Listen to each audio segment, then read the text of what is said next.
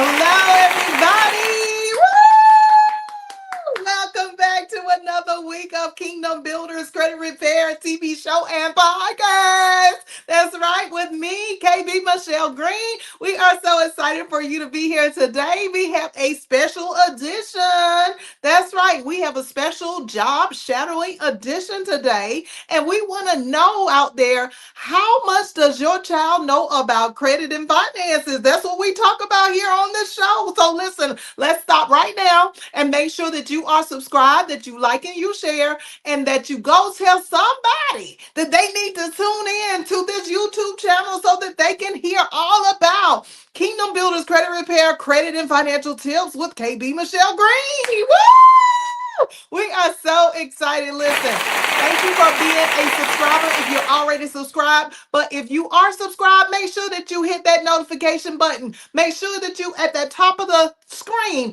hit that bell so that you wouldn't be notified every time we go live here on the Kingdom Builders Credit Repair TV show and podcast. That's right. So are y'all listening in on Spotify? Are you listening on Apple Music? Are you listening in everywhere we are? Kingdom Builders Credit Repair. Listen, we got some things coming up for you. Listen, did you know that we are powered by CTR Media Network? That is a network that is streamed to billions of people all over the world. So you think that you're the only one watching? You know you ain't the only one watching. We're talking about billions upon billions of people in over 140 plus countries in the earth that is watching us right now. So make sure that you don't miss out. I'm trying to tell you, you'll be missing out if you ain't watching us every single Friday from 12:30 until 1, because we have some tips for you. Yes, we do. We have some serious tips for you.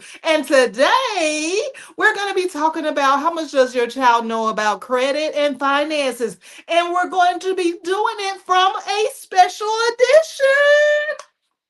Oh my goodness, this special edition is going to be phenomenal. So make sure that you get some popcorn, you get your little snack or whatever it is that you like to eat, and listen in, because we're about to go in and we're going to see things from a different perspective, because we're always talking about things from the perspective of being an adult. But listen, what are we teaching our kids about credit? What are we teaching our children about finances? What do they know already that would be something that would be helpful for us to understand, so we would know what we need to teach them and what we've already taught them? Okay, so we want to talk to a person. We want to talk to someone that can speak for the kids. We want to talk to someone that can speak for the children. Okay, and so what are we doing today? We're doing some job shadowing. We are doing job shadowing. If you don't know what job shadowing is, it's when your kid comes to work with you. So today we are going to bring on one of my children, and we are going to welcome to the stage. Let's welcome to the stage Mr. Joshua Green. Hello, Joshua. How are you doing today? I'm doing good. How about yourself? I'm doing well. I'm doing well. Thank you, sir, for being here. We appreciate you so much. So listen, let's get into the topic of what credit is. So from your perspective, being that you are a what? You're in what grade? 7. You're in the 7th grade. That's right. And you are how old? 12. 12 years old. Okay, so we got a 7th grader, 12 years old, that's going to be talking to us about his perspective of credit. So let's talk about it, Mr. Joshua. So in your perspective, from your viewpoint, what do you say credit is in your opinion? Credit is when you buy something even though you don't have all the money yet. It's kind of like borrowing money. Wait now. You said credit is when you buy something even though you don't have enough money yet. See, that's what I'm talking about. That's what I'm talking about. I love it. Okay, go ahead. You were saying something else about credit. It's kind of like borrowing, except instead of borrowing from a friend, you're borrowing from a company or a bank. Ooh, y'all listening to this knowledge drop by a 12-year-old 7th grader? Oh my God, I'm really proud. I am. I am. Thank you, Jesus. All right. But anywho, okay, so credit is the ability to be able to borrow money when you don't have enough. That's right. And he said it on point. It is exactly that, Joshua, when people are borrowing money, not from a friend or family member, but from a bank or a financial institution. Yes, that's what I'm talking about. So, what do you think is the big thing around having credit? What is it that you think that people need to know about credit? I think you need to know credit can be helpful because it lets you get things you need without waiting forever. Well said, sir. Well said. All right. So that means that you ain't got to wait forever. If you're in that instantaneous mindset that the rest of the world is in, then it means that literally you are able to go and get something financed with a bank or a financial institution, and you're able to do what? You're able to get it sooner than later. That's right. So you ain't got to wait until you accumulate all of the money that you need to borrow a car. I mean, to buy a car, to buy a house. You can literally just go and obtain credit. And that will give you the opportunity to be able to get financed. And then, what's this process of being able to pay back money? What's your opinion on that, Mr. Green? I think people should use credit for like school supplies, phones, and other important things, but it's not free money, and it usually you have to pay back for a little extra over time. All right. And that little bit of extra over time is called interest. So, what we don't realize, I don't think that many of us, even as adults or teaching our children about credit and finances, is that when we borrow money, we need to make sure that our kids know that they have to pay the money back, and they have to pay the money back with more than what they borrowed. So, Joshua, if you borrow like $1,000 from somebody, and then how much money do you think that you will have to pay back if you borrowed $1,000? Well, if you have to borrow $1,000, you will have to pay extra money, which is called interest. You have to pay extra money to then you have to pay extra money to pay the bank or wherever you got the money from back. Right. So, how much you think you will have to pay back altogether if you got to pay interest on that $1,000? How much do you think in total that you will have to pay back on average? I know you don't know exactly until you borrow the money, but how much do you think you will have to pay back altogether if you only borrowed $1,000? I think you would probably have to pay 1,100 maybe. Okay, so $1,100. All right, okay. Well, that's a good idea, but we want the audience to know that in actuality, when you have interest accumulated on the money that you borrow, so if you got $1,000 from the bank or credit union, usually you're paying back not $1,100, but you're paying back somewhere between $1,500 to $2,000, Joshua. That's a lot of money to pay back for what you borrow. So you're almost paying back double the amount of what you borrowed. You're almost paying back the same amount of money that if you borrowed $1,000, it's like you're paying back 500 to another $1,000 when you're paying a loan back. Did you know that? I kind of did, but I didn't know it cost that much. Yes, yes, yes. It costs quite a bit of money. So when we are borrowing money, especially as it relates to real life and credit and everything, we want to understand that we're not paying back just $100 or maybe $200, depending on how much we borrowed. We're paying back sometimes the same amount of money that we borrow and sometimes even more money. Now, how you feel about that, Mr. Joshua? Paying even more money after you borrowed money, it makes sense, but I don't think people like doing that, especially when it's expensive.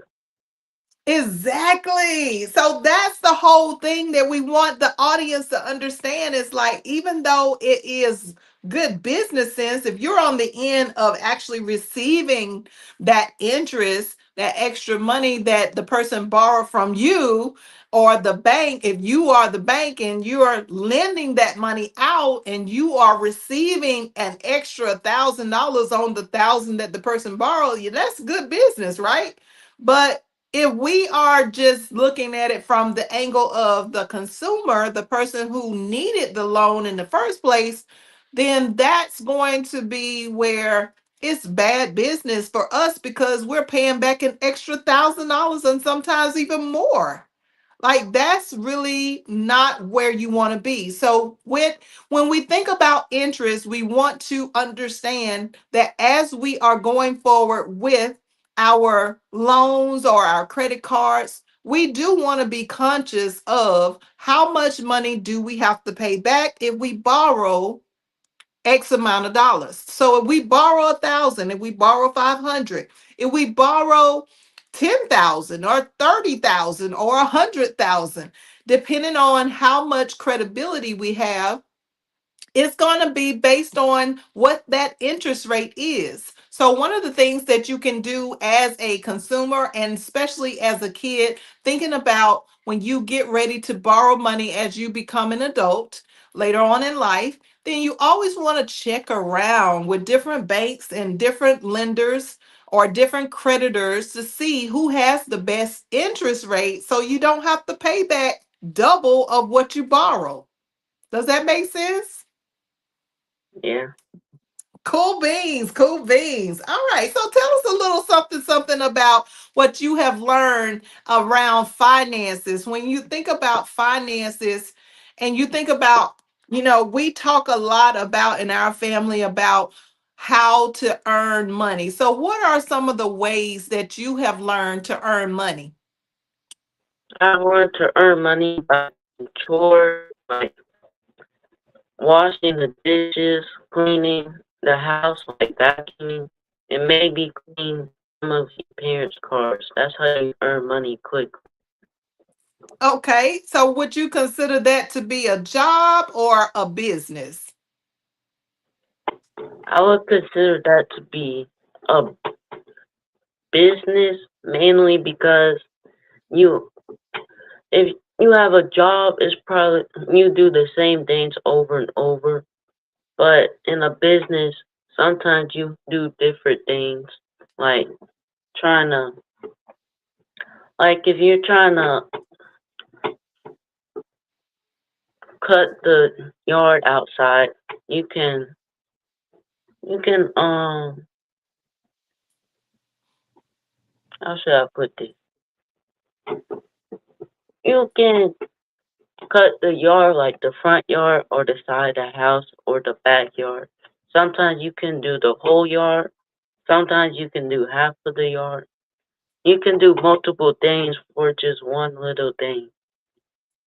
Okay, okay. So I think that the gist of it all is what you're saying is that when you have a job, it's kind of like repetitious. So it's something that you're doing over and over again, and that is a main way for you to make money as well as a business. So what do we know about making money and the things that you and your friends and children that are in the same boat as you are in, learning about finances, learning about credit and whatnot. What you know is that finances, it starts with how you're going to earn the money, right? Yeah. So how are you going to earn the money? You have to first figure out like what is something that you can do to actually bring in some income, right? And then once you earn that income, it could be from multiple different things. If you're creating a business, you can say that you have particular skills in cutting the grass or particular skills in maybe cleaning up the kitchen or vacuuming, sweeping, or even washing walls or washing or painting the house or repairing things. So what we have to understand even as adults is what are we doing to increase our skills? What are we doing to increase our gifts, our talents, and the things that we can do to think about how we're going to earn a living? Do we want to depend on somebody else to give us a particular paycheck for a particular skill, gift, or talent? Or do we want to open up a business in order for us to earn a living and then choose either the same repetitious product or service that we're offering over and over again, or do we want to actually do multiple things? Because being a what we call an independent contractor, you can figure out like multiple jobs that you can do, sort of like a handyman. So I encourage everybody to help their kids to understand that they are not just doing chores, they are actually learning skills so that they can be good at going to work on a job or going to work in their business. That's how we do it in our household, right, Joshua? Yes. Cool, cool, cool. So tell me, what was one of the things that you had to do in order to begin putting your money in a particular place? What's the first thing that you did when you start receiving money on a regular basis? Where did you Well, put the it?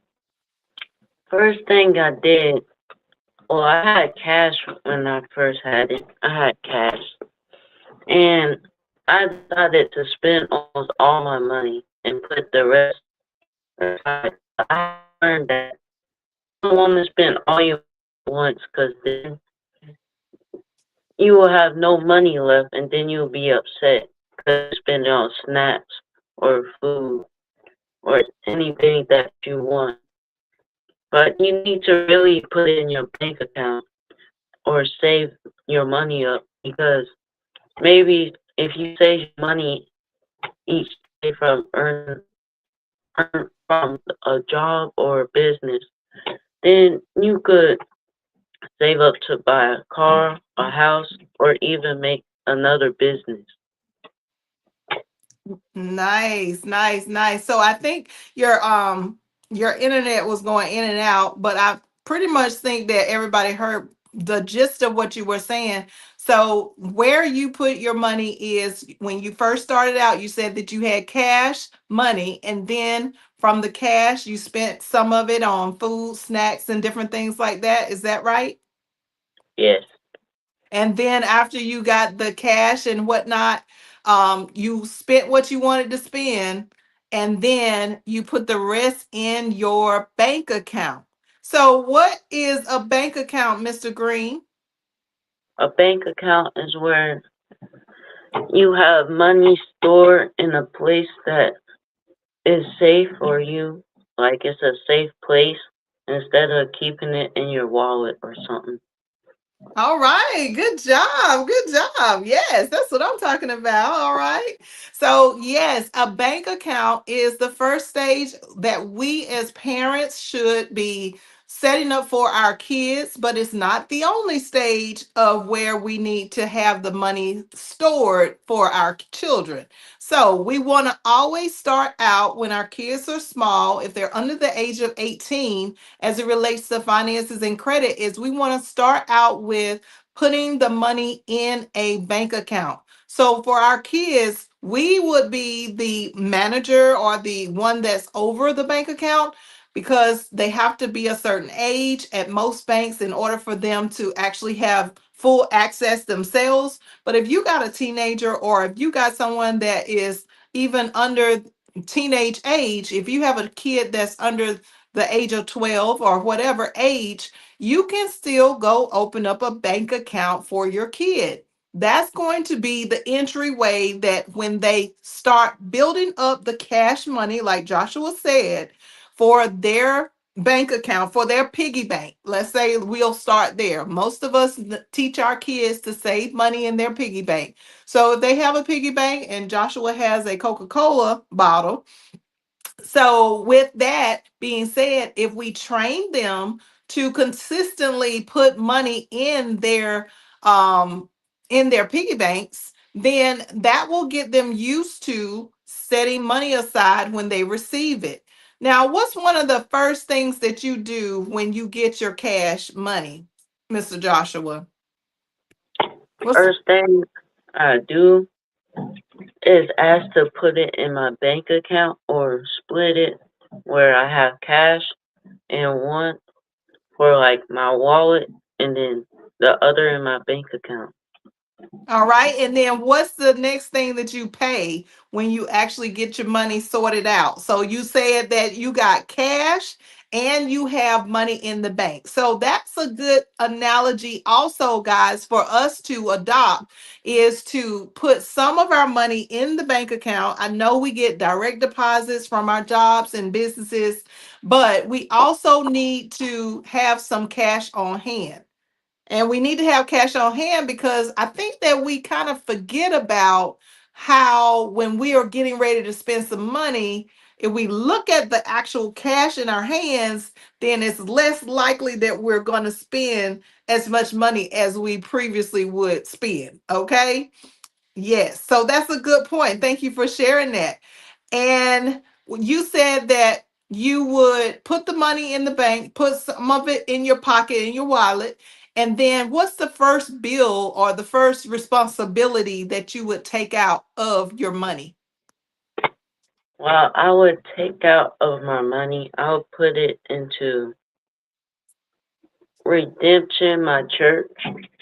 I All would right. put I would put $5 into it to help like for building or to help make the building better or for like the children or if people need it. All right. So, first principle of receiving money is to make sure that you are giving what we consider either charity or tithe or offering. That's right. So, we're going to train our children to put the money in a nonprofit organization because the first principle of finances is giving. And if we are adopting the mindset of giving, then it will be easy for us to receive more because we've already taken off the top the giving. But there are three principles that we teach at Kingdom Builders Credit Repair on how and why you're giving that 10% of whatever you receive. Mr. Joshua is saying that he puts in $5 into his bank account and then he gives to the church that we are members of, and he gives off of that $5 whatever the 10% of whatever else he has earned for that week or that month or whenever he gets some more cash.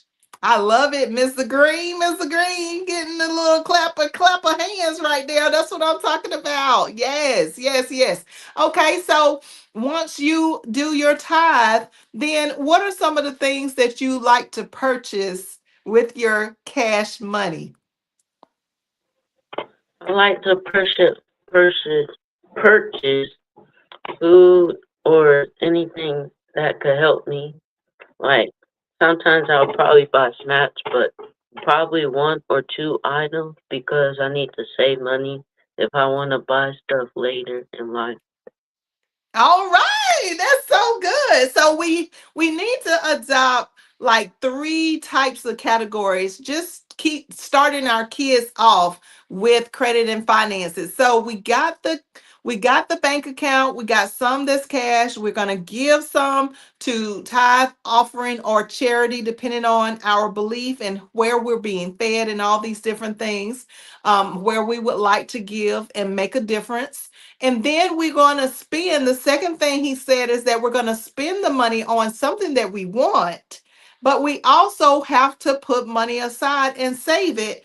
And we can accrue that same interest that we just talked about spending when we have credit. So when we have our money initially, we should control a small portion of our money. Usually, when it comes to us saving money for ourselves, we want to also save 10% if we can of what we have received. So if you receive $10 or $100, $100 is 10% is 100. I'm sorry, 10% of $100 is $10. If you receive $10, that's $1 that you need to set aside. So depending on how much money a child is receiving or an adult is receiving, we always want to apply the three principles. The three principles are we're going to definitely give first because that's the first rule of finances, hands down. That's why you always see the celebrities giving away stuff, and you're like, they got the money to give away, but not necessarily so. It just may be that they learned the financial secret principle of how to manage their money properly. So the first thing we want to do is make sure that we're giving our money into some type of nonprofit organization so that we can make a difference because it's better to give than it is to receive. Secondly, we will set aside some money for us to spend. If we have responsibilities, Joshua, what kind of responsibilities do you have? I have to do chores, make sure I save my money and use it wisely, and make sure that my grades are staying up and paying my phone bill. Paying the phone bill. That's right. Y'all hear all these responsibilities that Mr. Green has. He has responsibilities of doing his chores, keeping his grades up. He also plays sports, so he's an athlete. And then he has to take care of the responsibility of helping to pay for his phone bill. That's right. So if our kids are talking on the phones, that's not just our responsibility to make sure that that bill is paid. We need to allow our kids to chip into whatever credit or utilities that they are exercising so that they will already be used to taking care of what is theirs, what's in their name. We need to make sure that they have the bank account, and then we also need to make sure that they have a savings account.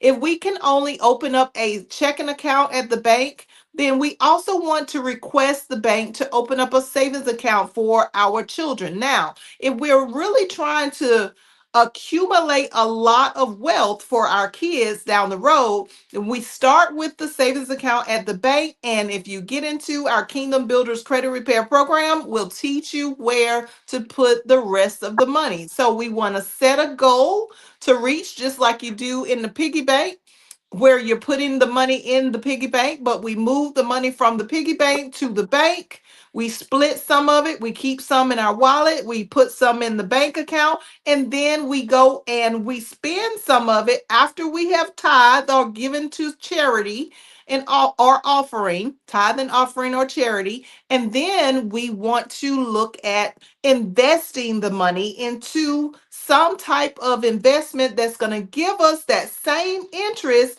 on the money when we are dealing with our credit. Oh my goodness, that's right. So, where can we find places to allow our kids to begin to accrue interest on their money? I'm not talking about the interest at the bank because most banks are not going to give us a lot of interest on our money. So, they're not going to pay us on top of what we put in the account. They're not going to give us extra money, a lot of extra money on the money that we save or store at that bank or credit union. So we have to use other sources in order to get that interest to start paying us just like we would borrow money and get interest. We would have to, in reverse, save it in the right institutions in order for us to get a higher interest. So, just the same way that we talked about that $1,000 that Joshua would borrow, and he would have to pay 500 to another $1,000 to pay it back with interest. He can also receive interest on the money that he is saving depending on where he saves it at. So if you are looking for resources of where to put your child's money, where when that child reaches at the bank, let's say they are have a goal of reaching a $500 limit. So when they reach that $500 limit, where would they put most of the money into an investment that they can grow their money and get a lot more interest? Well, those are the secrets that we have at Kingdom Builders Credit Repair that we are willing to share with you. And listen, we have a new master's class that's coming up. It's called the Official Financial Dominion Masterclass. And in that masterclass, we're going to be breaking down things that you can share, not just with your kids, but for generations and generations to come that will be able to change your whole family's tree financially and with credit. We just announced yesterday that we are combining the Financial Dominion Masterclass with your ability to be in our credit program for only $200 a month. That's right. You get both. You get the credit and you get the Financial Dominion Masterclass. So listen, you want to get into these courses. You want to get into these courses. They will be starting on February the 18th this year. We will be going through all types of things: taxes, insurance, investing. We're going to be talking about groceries and managing, how to manage the money. So, how to find out where all your money is going, because we know that it has been a crazy financial problem in the world today, and how we are able to succeed financially and with our credit. So we are combining this class with the credit program for only $200 a month, and you can put down your 250. You can put down your $200 deposit today, and you will be in that class, and we will work on both your credit and we will work on your finances. So you can't beat that deal. This is what we call the Official Financial Dominion Master Class. So listen, if you are interested, please give us a call today. We are so excited for this Financial Dominion Masterclass coming up. We have a class that's getting ready to graduate, and I'm telling you, they have learned so much. Their perspective on credit has changed so significantly that it has really changed their entire mindset and their family on finances and credit. So listen, you want to be in that class. You definitely want to be in that class. But back to Mr. Green, thank you so much for your job shadowing today and your wealth of knowledge and information that you have as a 12-year-old seventh grader. We want to thank you for being on the show today. Y'all give them a round of applause. Did he do a good job or what? Can he get some likes? Can he get some hearts out there? Woo! Thank you, sir, for being here today. We appreciate you coming on the KBCR TV show and podcast. Are there any last words that you would like to share, Mr. Green? I do. So, if you have a credit score is based on how much, like, if you borrow money, it's like if you borrow money, you got to pay on time, and then you have a good credit score. But if you miss payments, then you have a bad credit score. That makes it easier to use credit again in the future. But if you use too much credit or don't pay it back, it can turn into stress and problems. That's why Woo! it's that's why it's smart to only use credit when you know you can pay it back and keep things under control.